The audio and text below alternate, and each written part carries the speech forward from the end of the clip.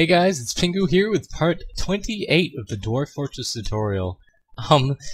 So I covered Dwarf Therapist last part, and in major hindsight, that was probably the worst time to cover it, because I'm almost out of things I want to cover. I mean, there's still stuff I can cover, but a lot of this I want you guys to do by yourself, and this is more than enough to get by, the stuff in the game.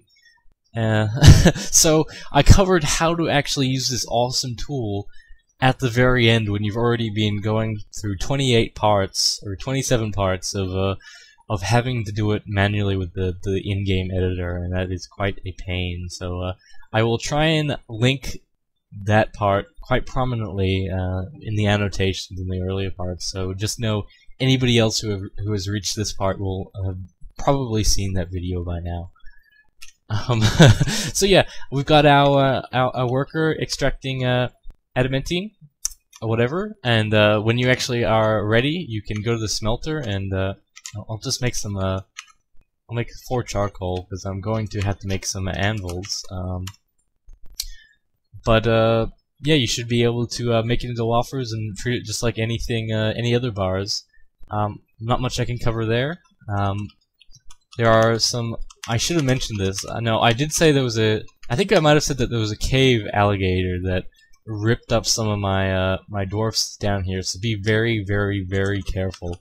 Do not disable these things down here when these reports when you have this area uncovered, because a lot of the times the first thing you'll know about any sort of cave crocodile is when somebody dies, when it says somebody XX has been struck down, and you know, something that is in purple like this.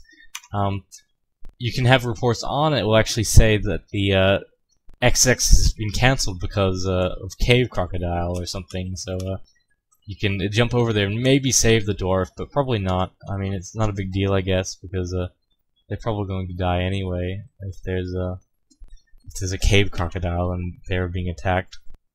So I have this area mined out. I'm going to fill it with lava. Hot gooey lava.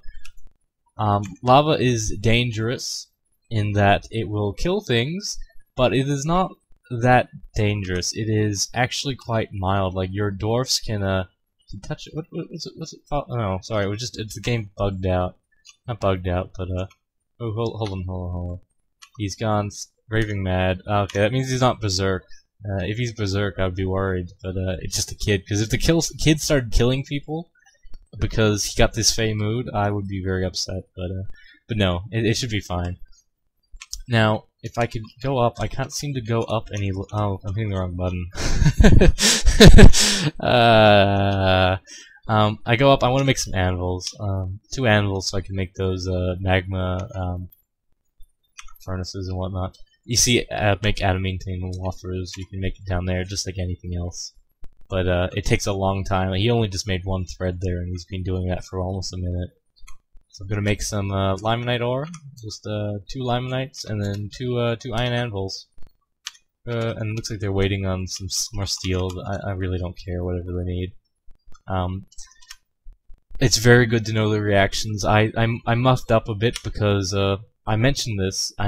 No, I have not mentioned this. God damn! I really need to redo these tutorials.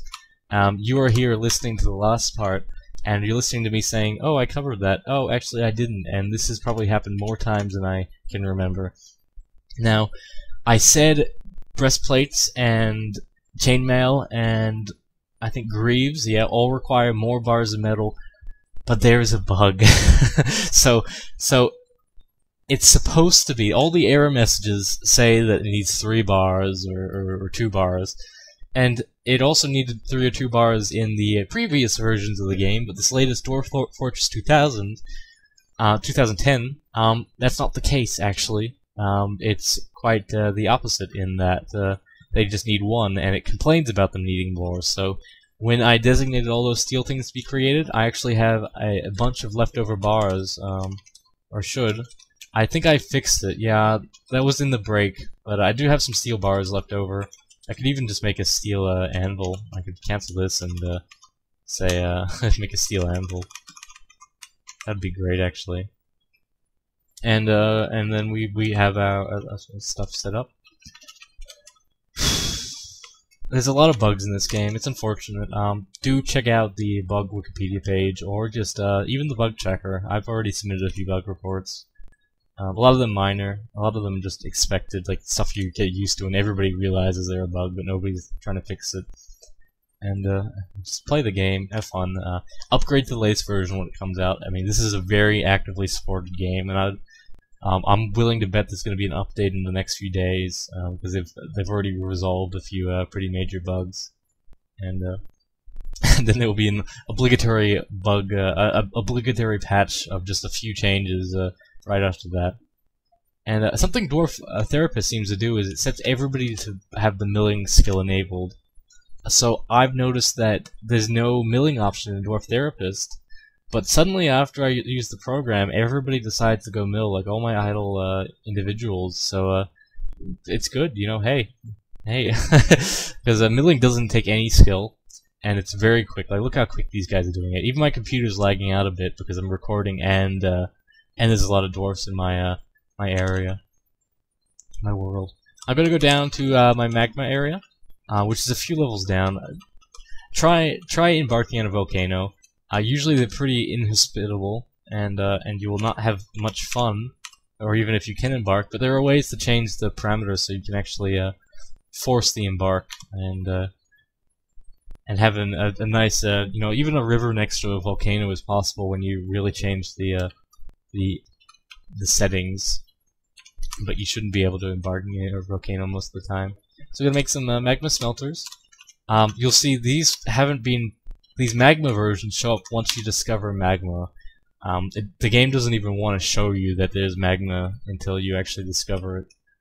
And I really like the fact that I dug out here now. It's just because there's all this water around, so I don't have to worry about level 3 beasts so often.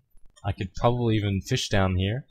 And a lot of adamantine and magma right there. It's a nice little home away from home. So so it's good.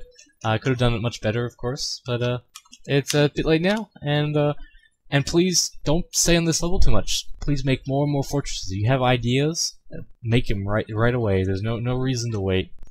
Because you get nothing out of it. Like, if you want to make a fortress next to a volcano and use a series of magma-related hijinks, like I've seen a lot of crazy stuff, but anything magma-related is usually great for base design, and go for it. You know, anything water-related, do a lot with water. Hopefully a lot more as well, because the mechanics in the game somewhat limited. It's just screw pumps, but yeah. Now we've got magma. We've got magma smelter. When we get those anvils up, we will have some magma. Where are they? Where is it? Magma Forge. And you'll be able to treat them just like anything else. I would even delete your magma smelter up top, or not magma smelter, your wood-based one, because so you can just use the job manager and not even have to worry about the idiots trying to use those ones up here. I believe you can go to workshop profile, which is something I haven't covered because it's a bit more advanced, but you can also end up so you can set it so nobody ends up using it. You can change the settings here. Oops. You can set who's permitted and who's not, and right now only the woodcutter's permitted, or I think there's a way of making so nobody's allowed. No, I don't think so. Just make something like, just make this lye maker allowed to use it, and just like that, nobody will use that forge. Or you can just change it so the minimum skill required is they need to be a legendary, so legendary min and legendary max, and nobody will be able to use it unless they're that legendary. Shit, I guess we have part 29 coming up. I will see you then.